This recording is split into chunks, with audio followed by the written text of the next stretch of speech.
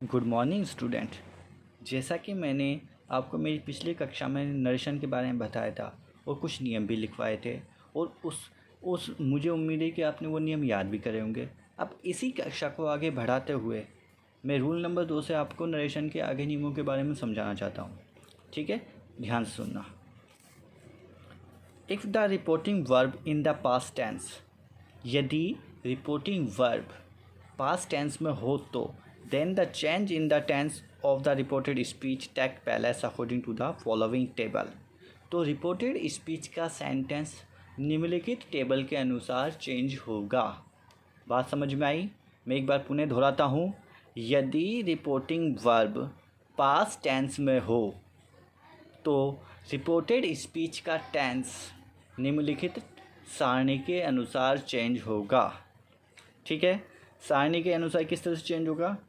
अगर direct speech में verb की फर्स्ट फॉर्म या वर्ब की फर्स्ट फॉर्म में ऐसे यस हो तो इनडायरेक्ट बनाते समय वर्ब की सेकंड फॉर्म लगेगी। ठीक है, यदि do does not plus verb की फर्स्ट फॉर्म हो तो डिड नॉट प्लस वर्ब की फर्स्ट फॉर्म लगेगी।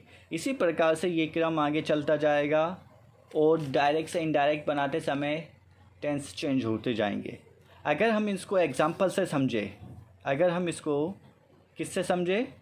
एग्ज़ाम्पल से समझे तो मैं आपको कुछ एग्ज़ाम्पल देना चाहूँगा जिससे आपको ये टेबल आसानी से समझ में आ जाएगी। ध्यान से देखना। कैसे देखना? ध्यान से देखना। फॉर एग्ज़ाम्पल अगर मैं लूँ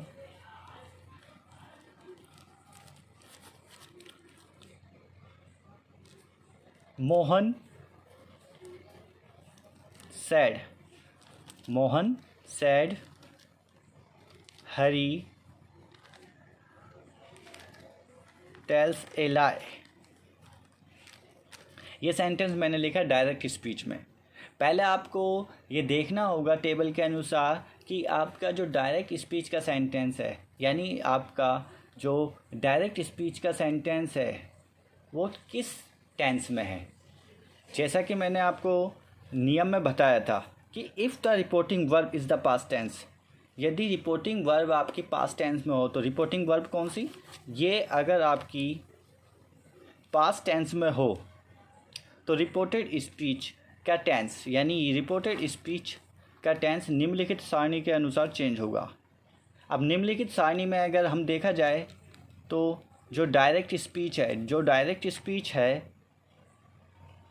ठीक है, उसमें वर्ब की फर्स्ट फॉर्म में एस ए एस देखेंगे। वर्ब की फर्स्ट फॉर्म में एस ए एस, ये वर्ब की फर्स्ट फॉर्म है और वर्ब की फर्स्ट फॉर्म में क्या है? एस। तो डायरेक्ट से इनडायरेक्ट बनाते समय अब हमको टेंस में किस क्या चेंज करना होगा? वर्ब की फर्स्ट फॉर्म को वर्ब की सेकंड फॉर्म में चेंज करना होगा। तो मैंने ये बोला था अगर सैड के बाद कोई ऑब्जेक्ट हो, पहले नियमों में ये बताया था अगर सैड के बाद कोई ऑब्जेक्ट हो तो सैड के बाद कोई ऑब्जेक्ट हो तो वो टोल्ड में बदलेगा, लेकिन यहाँ कोई ऑब्जेक्ट नहीं है तो ये एज इट इज़ का एज इट इज़ रहेगा। मोहन सैड। मैंने ये भी बताया था कि डायरेक्ट से इनडायरेक्ट बनाते समय कोमा और इन्वर्टेड कोमा हट जाते हैं, फुल स्टॉप, क्वेश्चन मार्क सब हट जाते हैं और डेट कनेक्टिव लगता है। ठीक है, इसके बाद मैंने ये भी बताया था कि डेट कनेक्टिव लग जाता है। अब हमें सेंटेंस टेबल के अनुसार देखना है। यहाँ वर्ब की फर्स्ट फॉर्म आई है तो डायरेक्ट से इनडायरेक्ट बनाते समय सेकंड फॉर्म का यूज़ करना है। किसका यूज़ करना है? सेकंड फॉर्म का। तो टेल्स की सेकंड फॉर्म आपको याद होनी चाहिए कि प्रत्येक वर्ब की फॉर्म आपको याद होनी चाहिए। First form, second form, third form, gerund form, to plus infinitive, सारी फॉर्म आपको याद होनी चाहिए। वैसे तो अब तक हमने 3 प्रकार की फॉर्मों के बारे में पढ़ा, first form, second form, third form, लेकिन फॉर्म 5 प्रकार की होती है। ठीक है, जिनमें से वर्ब की फर्स्ट फॉर्म दसा एन जी और 2 प्लस इन्फिनेटिव वर्ब, इस तरह की वर्ब होती है। ठीक है, अगर हम अब इसको सेंटेंस को बात करें तो इस सेंटेंस को किस तरह से बनाएंगे? Mohan said as it is Hari. Hari third person में आता है, हरी थर्ड पर्सन आता है। हरी किसके हिसाब से चेंज होगा? हरी किसके हिसाब से चेंज होगा? इसके हिसाब से। लेकिन अगर हम डायरेक्ट से इनडायरेक्ट बनाएंगे तो थर्ड पर्सन कभी भी चेंज नहीं होता। फर्स्ट और सेकंड में ही चेंजेस होते हैं, लेकिन थर्ड पर्सन में चेंजेस नहीं होते। ये तुम्हें आगे के नियमों में पता चलेगा जब हम प्रोनाउन संबंधी नियमों को पढ़ेंगे। ये उन्हें पता चलेगा कि पर्सन्स किस प्रकार से चेंज होते हैं।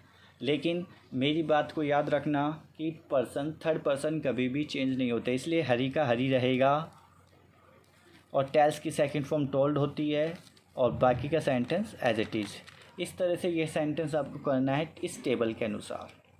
इस टेबल के अनुसार इस तरह से आपको सेंटेंस करना है। आई होप आपको समझ में आया होगा। अगर इस बात को आगे लेके जाए, इस बात को हम आगे लेके जाए तो मैंने आपको एजप्शंस ऑफ टेंस रूल्स में भी बताया था, एजप्शन ऑफ टेंस रूल्स भी बताए थे, जिसमें आपको मैं आगे बता देता हूँ। If the reporting speech sentence is universal truth. Assumption यानी अपवाद। कुछ इन सारणियों के बाद कुछ ऐसे अपवाद हैं जिनमें किस तरह से डायरेक्ट से इनडायरेक्ट बनते हैं, वो मैं बताना चाहूँगा आपको। कि if the reporting speech sentence is universal truth, अगर रिपोर्टिंग स्पीच का सेंटेंस, रिपोर्टिंग स्पीच का सेंटेंस यूनिवर्सल ट्रूथ हो, यूनिवर्सल ट्रूथ हो, हैबिचुअल वर्क हो, हिस्टोरिकल फैक्ट हो। यूनिवर्सल ट्रूथ यानी सार्वभौमिक सत्य जो कभी बदला ना जा सके, हैबिचुअल यानी जो हमारी आदत में शुमार हो, हिस्टोरिकल फैक्ट यानी ऐतिहासिक चीज़ें जो बदली नहीं जा सकती, ऐसे में हो। तो if the reporting verb is in the past tense, और तुम्हारी रिपोर्टिंग वर्ब पास्ट टेंस में हो, then the tense does not change that sentence, तो सेंटेंस कभी भी चेंज नहीं होता, वो एज इट इज़ का एज इट इज़ ही रहेगा। फॉर एग्ज़ाम्पल अगर देखा जाए तो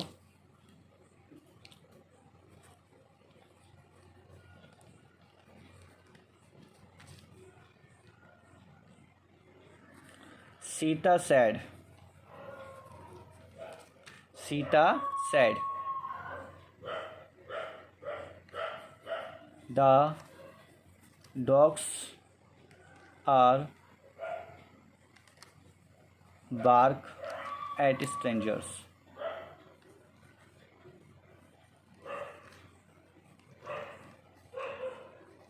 The dogs are bark at strangers.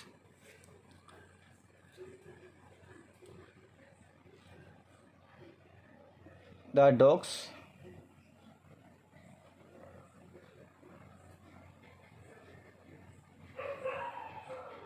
रुकावट के लिए माफ़ी चाहता हूँ। The dogs are bark at strangers. ठीक है, the dogs bark at strangers. ठीक है, तो हम इसको आगे बनाएंगे कि Sita said that the dogs bark at strangers. ये क्या है, आदतन में, क्योंकि कुत्ते भौंकते हैं, ये उनकी आदतों में शुमार है, तो ये भी चेंजेस नहीं होगा। ठीक है, आई होप आपको समझ में आया होगा। मैं इससे रिलेटेड कुछ क्वेश्चंस आपको देना चाहूँगा जो आप बनाओ, और अगर कोई भी प्रॉब्लम आ तो कमेंट्स में मुझे उसको पूछो। Thank you.